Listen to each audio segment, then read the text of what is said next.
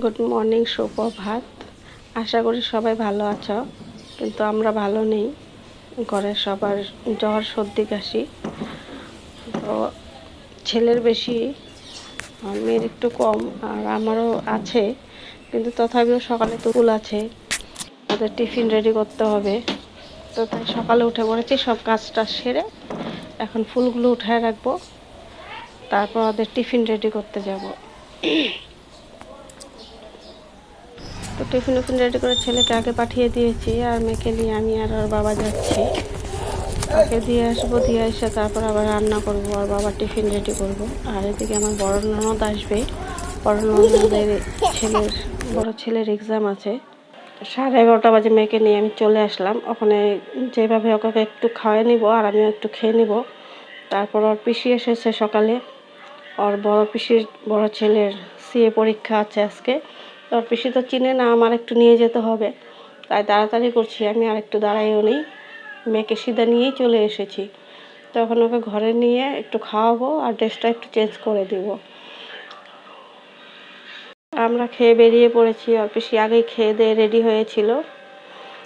এখন আমরা যাচ্ছি। তো এখন যাব আগে ওর দাদার ওইখানে, তারপর ওর দাদাকে নিয়ে ওলা করব বা অটো করে যাই করি, নিয়ে তারপর ওই সেন্টারে চলে যাব, কমার্স কলেজে। অনেকটা দূর, তাই ওর পিসি চিনতে পারে না, তাই আমি যাচ্ছি। আমরা এসে পড়েছি।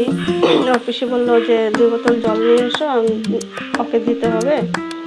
তো পুচকিও জলের জন্য চিল্লাচিল্লি করছিল, তাই ওদেরকে বললাম তোরা গেটের সামনে দাঁড়া, আমি জল নিয়ে আসি। তো আমি জল নিয়ে আসতে গেলাম।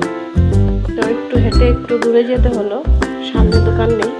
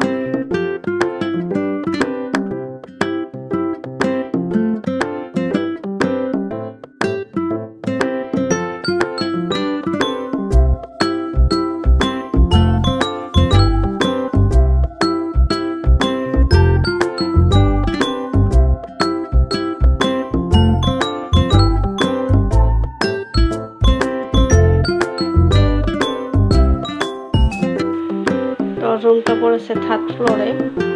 তো ওকে দিয়ে এসে আমরা নিচে আসলাম, আমাদের ঢুকতে দেয়নি। বাইরে থেকে ওর যা যা লাগে আমরা দিয়ে দিয়েছি। আর নিচে এসে আমার মেয়ে এত দুষ্টামি করছিল, তা আমার ননদ বললো যে বৌদি তাহলে তুমি চলে যাও, আমি বসি, 5টার সময় ছুটি, এত টাইম তুমি বসে থাকবে আর ও দুষ্টামি করবে। আর আমিও বললাম হ্যাঁ তাই বলে, ঠিক বলেছিস, আমি চলে যাই। আর ওই তো পর অবস্থা, ওকে ডাকছে, ও শুনছেই না। এদিক দিয়ে দৌড়াদৌড়ি, ওদিক দিয়ে দৌড়াদৌড়ি, কোথায় যে হারিয়ে যাবে ওটাই ভয় লাগছিল। তারপর একদিক দিয়ে ওর পিসি যায়, একদিক দিয়ে আমি যাই, তথাপি ওকে ধরতে পারছি না। তারপর রাস্তা বেরিয়ে আমি ভাবছিলাম যে গাড়িতে ট্রেকারে বাসে করে আসবো, কিন্তু আমার মেয়ের জন্য পারলাম না। ও রাস্তাতে ওর দুষ্টামি করছিল। তারপর ওর বাবাকে বললাম যে একটা ক্যাব বুক করে দাও। ওর বাবা ক্যাব বুক করে দিল, আমরা ঘরে চলে আসলাম। তো বলছে মা আমি তালা খুলবো। আমি বললাম যে খোল দেখি। আর তালা তো খুলতে পারছে না, ও আর লকটা যেদিকে লাগায় ওই দিকেই ঘোরাচ্ছে। তারপর আমি বললাম যে দে, আমি খুলে দেই। তারপর দিয়ে আমাকে তাও দিচ্ছে না।